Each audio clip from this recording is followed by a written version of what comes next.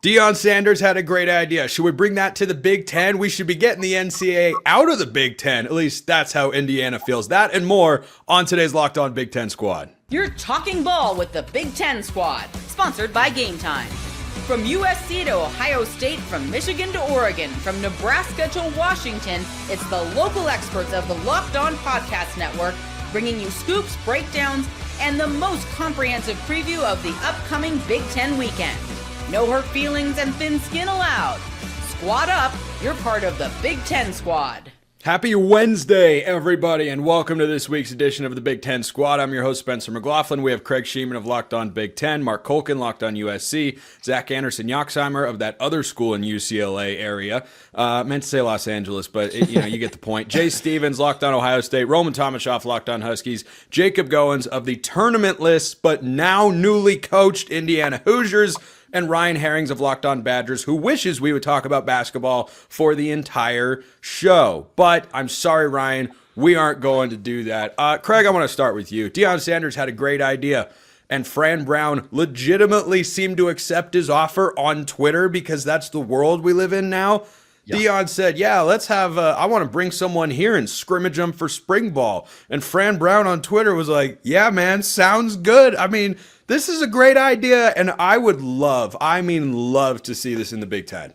I share your love for this. This is one of the greatest ideas I've heard in some time because, listen, I like the idea of spring football. I don't know, people that make a living keeping track of teams like us, I like to see spring football and see who's coming in. Very disappointed in Matt Rule for canceling the spring game. It was one of the most successful spring games in the country. They get 60,000 people there. Last year, I wanted to see Dylan Raiola. I got to see Dylan Raiola. Now we're canceling it. Deion has taken a whole new idea now. Let's do it NFL style. Let's do two days of inter-squad practice, and then let's play a game. I'm all about this. Absolutely love the idea. Of course, the NCAA will rain on this idea and say, nope, that's against the rules. We can't do it. Boo. Yeah, boo, exactly. But I love the idea. Yeah, I think it's great. Now, Mark, I get the distinct impression, I don't know why, that you don't like Deion Sanders that much. But do you think that this is a good idea from Colorado's head coach? Because I tell you what, I'm not saying you could orchestrate rivalry matchups because USC, UCLA scrimmaging, well, that would just be embarrassing for the Bruins, But on the whole, you could bring a lot of fun matchups into play, right, Mark? So I need to understand the preface for why I don't like Deion Sanders that much. Oh, it's just a hunch. Anyway, the idea itself is cool. I mean, the NFL's been doing it forever. College football's following the NFL model. Here's my skepticism. Here's where I kind of go, no, I don't like the idea. Generally, I like it. I think it's good.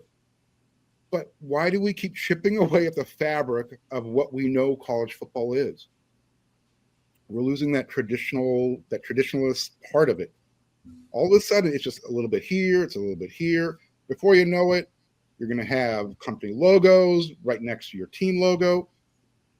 They already have that, though. They already have Nike and Adidas and Under Armour logos on jerseys. That's been there for decades. Well, I mean, the person who made the company that makes the jersey, that's a little different. On your eye black. All I'm trying to say is, can we just try and remember that this is still college football? That's all. Yeah, I mean, I'm very much in that camp, Mark. I just think this is something that could enhance it. You could start rivalries without trying to. Colorado and Syracuse could suddenly...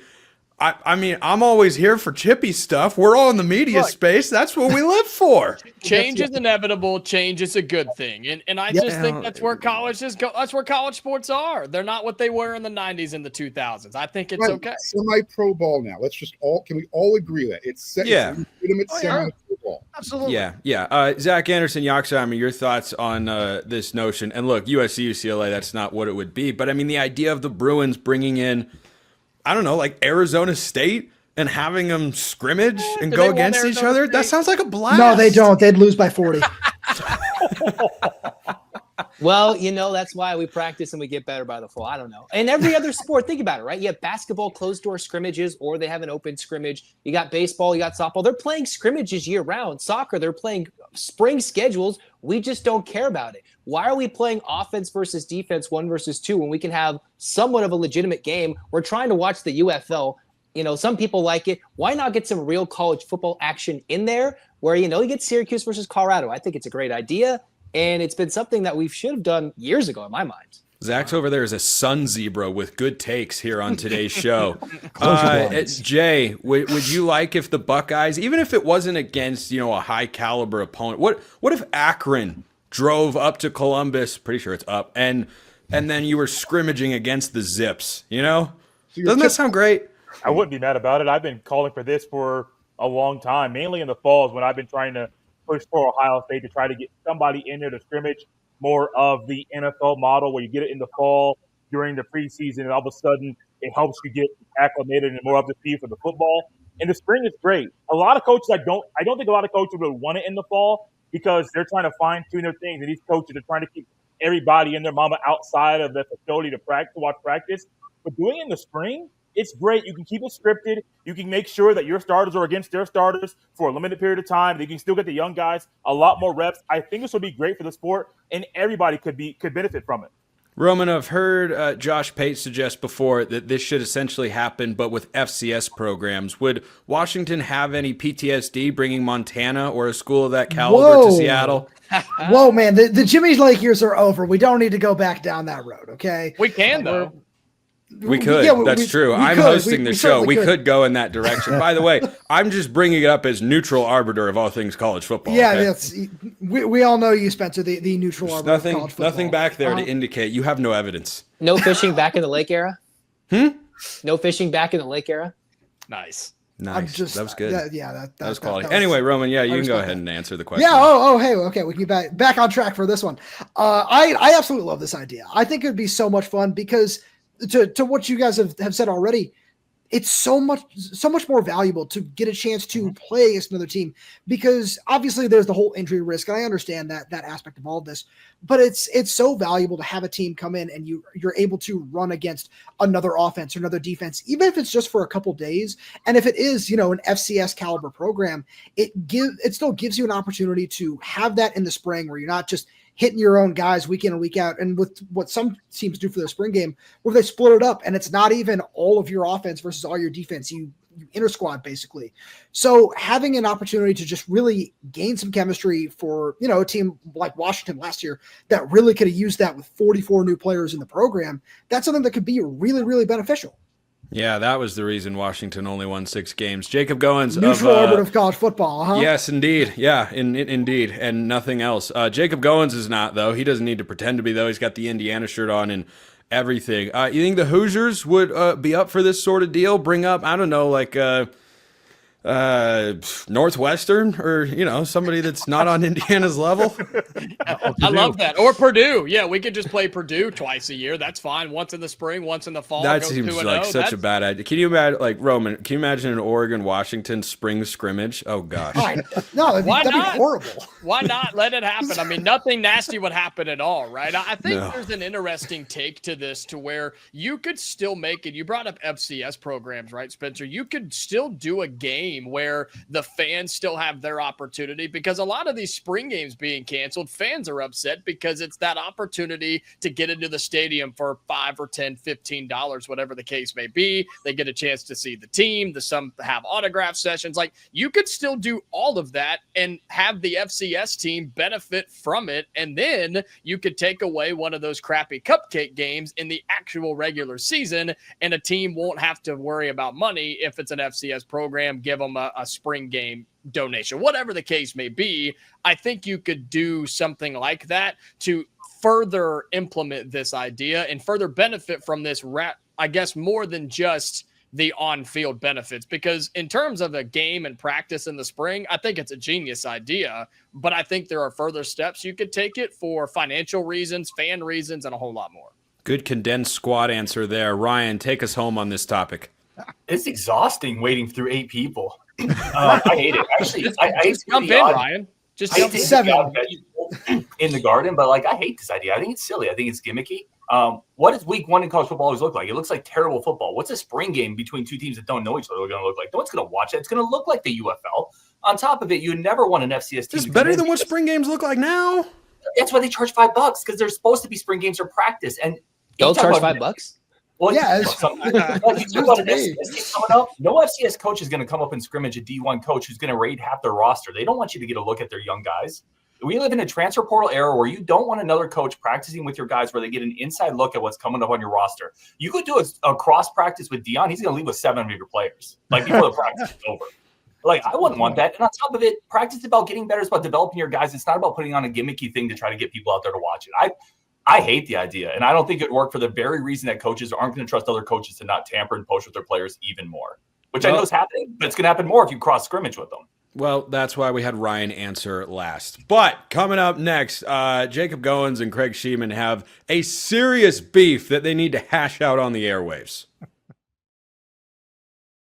First, this episode brought to you by our friends over at Upwork. Scaling your business requires the right expertise at the right time. With Upwork, you can find specialized freelancers in marketing, development, design, and more. Experts ready to help you take your business to the next level. Upwork gives flexibility by connecting them with top freelance talent across multiple industries, including IT, AI, web development, and marketing. Whether you need extra hands for a project or a long-term partner, Upwork makes hiring simple and affordable. They are all about finding the right talent. If you need help with a marketing campaign, for instance, Upwork can connect you with a freelance expert who delivers incredible results. Everything they want to do is to help you and your business get better. Visit Upwork.com right now and post your job for free. That's UPWORK.com, Upwork.com to connect with top talent and grow your business today. Upwork.com. Once you check them out, you go check out my friends over at Fabric as well. Life moves fast, especially when you have a family. One day you're watching your kids take their first steps, and before you know it, they're off to college. That's why securing their future is so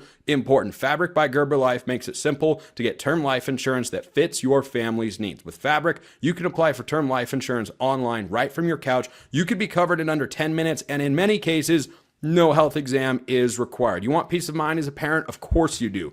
You want to make sure your family's financially protected no matter what happens. Fabric gives you that peace of mind. Join the thousands of parents who trust Fabric to help protect their families. Apply today in just minutes at meetfabric.com/lockedoncollege. That's meetfabric.com/lockedoncollege. Policies issued by Western Southern Life Assurance Company, not available in certain states. Prices subject to underwriting and health questions. Meetfabric.com/lockedoncollege. All right, we got a couple of Indiana guys here in the chat. No Nebraska, and I would just like to point out that I am not a fan of Nebraska getting rid of their spring game. I hope that trend doesn't catch on, Jay Stevens. Figure it out. Not a fan of it either. Good. That makes you a wise man, but I already knew that. What I didn't know is how much Craig and Jacob could really have an opportunity today to rag on the NCAA, because guess what? I got to give you guys the floor a little bit here. Indiana basketball left out of the tournament. North Carolina, I thought Twitter's always good for memes, guys, but the Barack Obama putting the Medal of Freedom on Barack Obama for the North Carolina athletic director, putting the Tar Heels into the tournament. He gets a $106,000 bonus as a result. Craig, what are we doing here? Bubba Cunningham should be fired from both his jobs. This is an egregious error. This is unreal. It's the $100,000. Jacob, no one heard you clapping. You muted your mic. That's the $100,000. We'll try it again. What's that? I have to keep quiet from saying. Thanks for announcing that you would try it again after you clapped. That was You're great. welcome. You're welcome. That's what I'm here for. Well, I don't really want Bubba to be fired, but my gosh, does that look bad when he's getting a $100,000 bonus for putting the Tar Heels in, when you can make a great argument that West Virginia or Indiana should have been in instead of the Tar Heels for the Tuesday night play-in game. And yes, I still call it the play-in game, not the first round.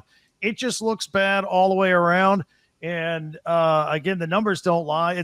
I thought the best line was from a former colleague of mine, Sean Farnham. I used to work with him back in the day with ESPN. He said, I thought it was a typo when I saw UNC on Selection Sunday. And he went on to say, in no way does North Carolina deserve to be in the show. Goins?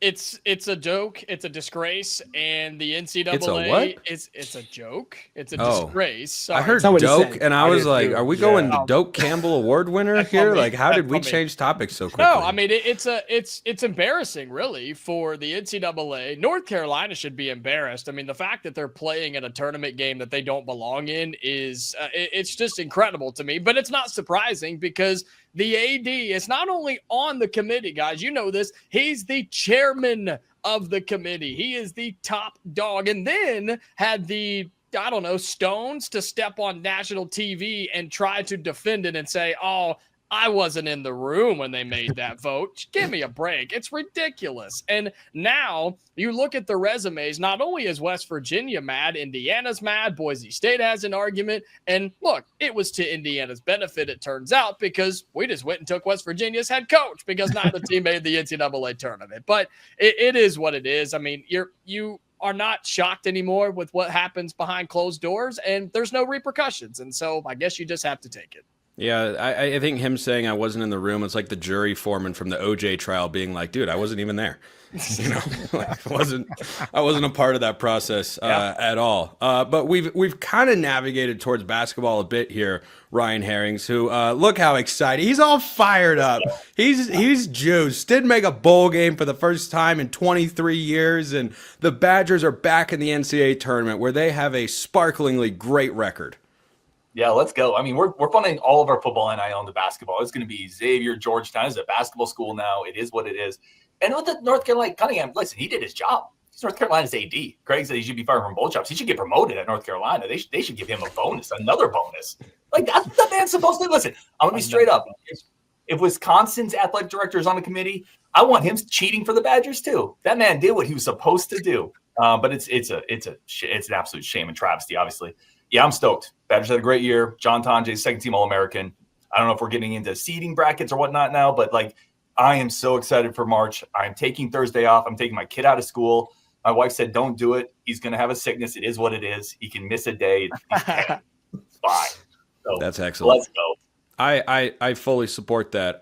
Mark, you're the most senior member among us. What would you wisely do with $106,000 if it was deposited into your bank account tomorrow? Well, what's interesting is how much of that 106 is Bubba actually going to keep? Because before he left the room for the vote, there was how many $5,000, $10,000 handshakes? So that's how it works. We all know it. Let's not be naive here. We're guessing, but we can say we know, but we're actually guessing, just to be clear. I don't know exactly how much it was, but there was a few handshakes given saying, "Make sure my boys get in." Look, this is the way the game's being played now. Look at your new head coach at Indiana. He's leaving the Big 12 to come to the Big 10. What did Fox do? They started their own basketball tournament. They're driving the nail into the NIT. You've got 4 power conference teams playing in the NIT tournament. I know it's like being the tallest in a room full of midgets, but the NIT used to be the tournament, and now it's all about money. So Fox Sports says, "You know what? ESPN, they're in bed with the SEC. Fox, we've got the Big 10.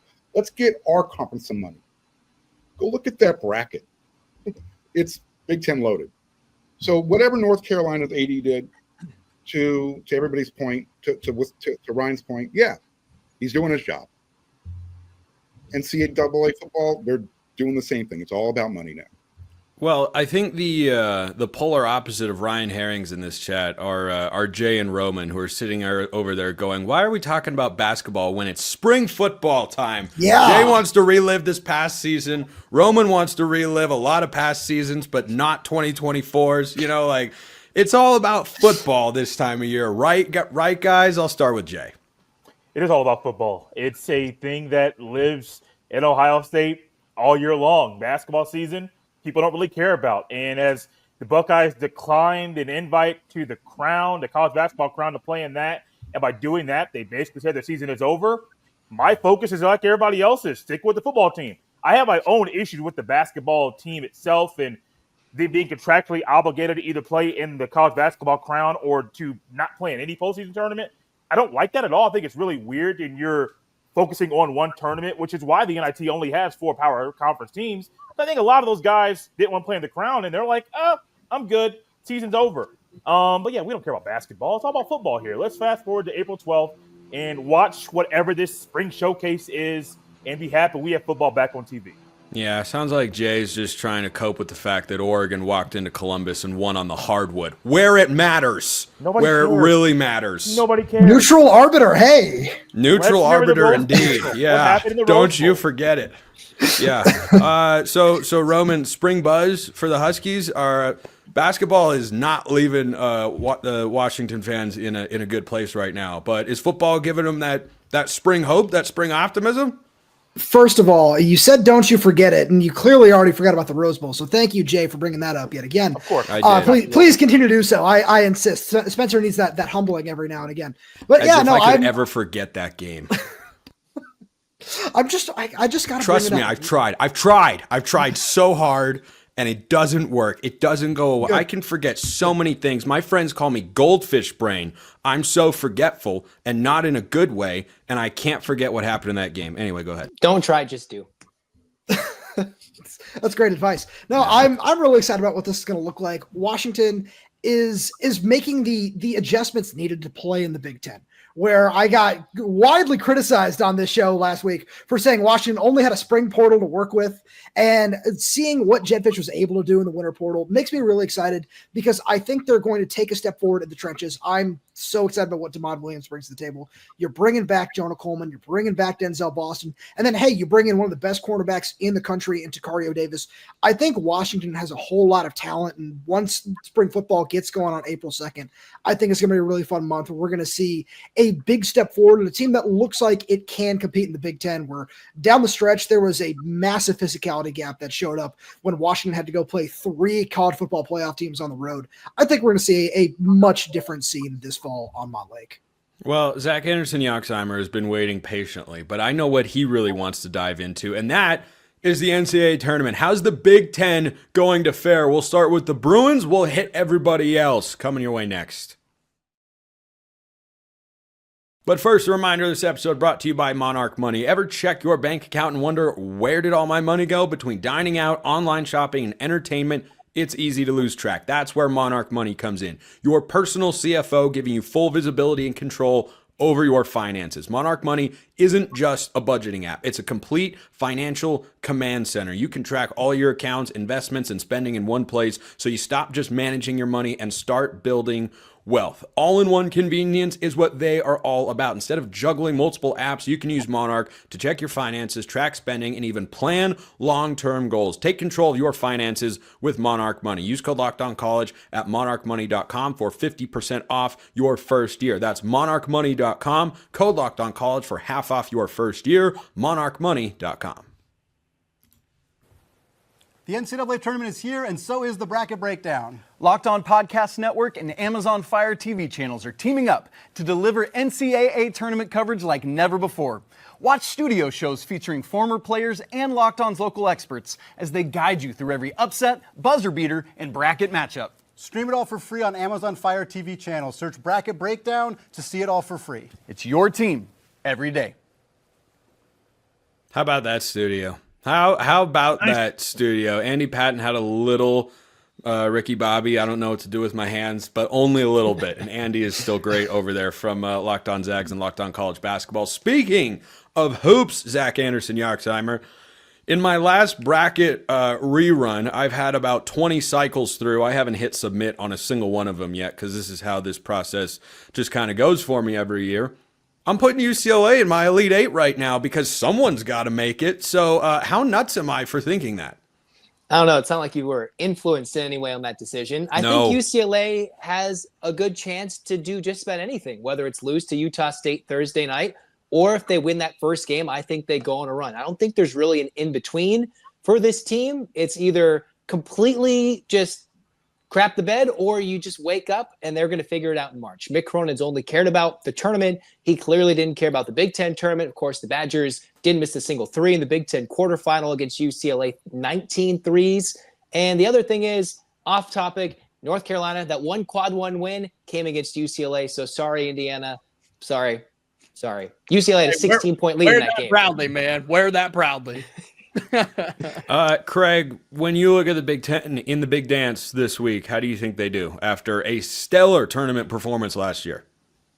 I'm a little concerned. I've been concerned since November. I think we're a really good conference. I think we had a really good year, but I don't think anybody is elite. I mean, maybe Michigan State, you can make the argument. Ken Palm has them ranked 10th. That tells me there's 9 teams better than them. If you look at both the SEC and the great year they had and the Big Ten, the year they had, both teams had 7 teams ranked in the top 25 at the end of the year.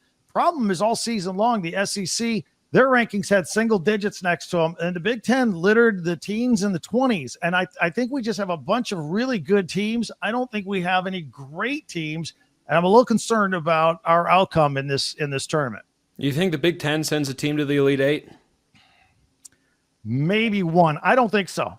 Maybe Michigan State. I really don't. I could go down the list of the 8 teams. I got problems with a lot of them. Michigan. They play Twin Tower basketball. I don't know if that's going to work in the NCAA tournament where you need guards. It's really good basketball. What are you talking about? They have a 7-foot point guard and a 7-foot center. That's as dominant as it gets. I don't think it's going to work. I really don't in this tournament. I'm intrigued by Maryland, the Crab 5. But if they have to go 6, 7, 8 deep, I don't know if they can do it. I don't know what Illinois is. They haven't had a consistent lineup since the middle of January. Healthy, really good, Craig. I agree with you. I don't know that they're there yet. Wisconsin, is Tanji going to score 30 or is he going to be shut down like Michigan did in the first half of the Big Ten tournament? I don't know. Purdue, I have no faith in. Oregon, I'll ask you, Spencer, they got the nice wins earlier this year against A&M and Alabama. But if you look back at every time they played a ranked Big Ten team, they lost with the exception of that overtime game at Wisconsin. So I think every team has holes this year. Herrings was just trying to make it through one show without that game, Craig. He just wanted to go 30 minutes and talk some ball with his boys and not be reminded of that time. He gave up a 17-point lead at home and lost in overtime because Jackson Shellstad has ice corsating right about here and all throughout his body. I hate Shellstad. Yeah, you're not the only ones that have ever said that. Herrings, I'll get to you in a moment, but I mean, on Oregon, Craig, they could lose to Liberty on Friday. I think they probably win that game. After that, they could go to the Final Four. They could lose as early as this Friday. I really think their range is that big. You look at the teams they have wins against, and Oregon, for a change, has the same team as what they were playing with early in the year. Usually Dana Altman's mixing and matching and probing about what lineup he's got to have because guys are getting injured.